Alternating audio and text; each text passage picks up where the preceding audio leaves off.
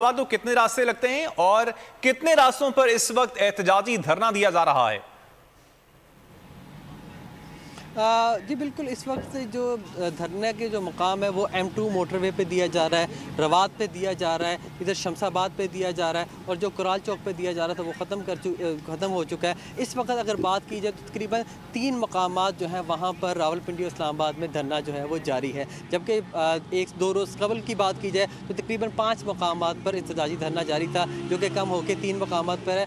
2 जगहों पर इसलिए ख़त्म किया गया है क्योंकि एक जगहों पर लोगों की आमदोरफ्त में बहुत ज़्यादा मुश्किल का सामना था लोगों को, उस वजह से ख़त्म किया गया है। जबकि अभी वज़ीराबाद से जब काफ़िला चलेगा पाकिस्तान तहरीक-ए-इंसाफ का, कुछ जाकर उनके साथ मिलेंगे और उनके हमरा यहाँ पर आएंगे, तो एक जगह से इसलिए ख़त्म किया गया है। जी अच्छा अलीजा, थोड़ा सा आज दिन भर क्या होता रहा वो हमारे नाजरीन को एक बार फिर से बताइएगा।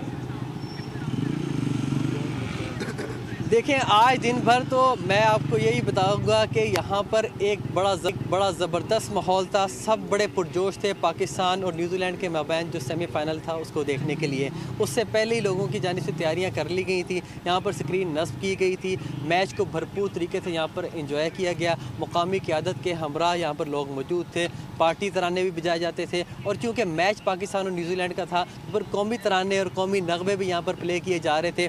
और यहाँ पर जब पाकिस्तान ने मैच जीता, फतह हासिल की, तो भंगड़े भी डाले गए, भरपूर तरीके से जश्न भी मनाया गया और फिर उसके बाद मकामी क़यादत जो है वो वक्तन फ़वक्तन यहाँ पर आती रही और लोग पाकिस्तान तहरीक-ए-इंसाफ के जो चेयरमैन है इमरान खान, उनके साथ इजहार यकजहती करते। उनका यही मुतालबा है कि जब तक FIR, उनका मतन जो है FIR का इमरान खान साहब के मुतालबे के मुताबिक नहीं होता, तब तक उनका जो एहतजाजी धरना है वो जारी रहेगा। और रावलपिंडी जो है पूरे तरीके से मोबलाइज है, पूरे तरीके से तैयार है खान साहब को वेलकम करने के लिए। और बारहा इस आज़म का इयादा किया गया कि जब इमरान खान साहब रावलपिंडी पहुंचेंगे तो उनका ऐसा तारीखी इस्तकबाल किया जाएगा कि पूरी दुनिया में इसकी गूंज सुनाई देगी और पूरी दुनिया हैरान हो जाएगी।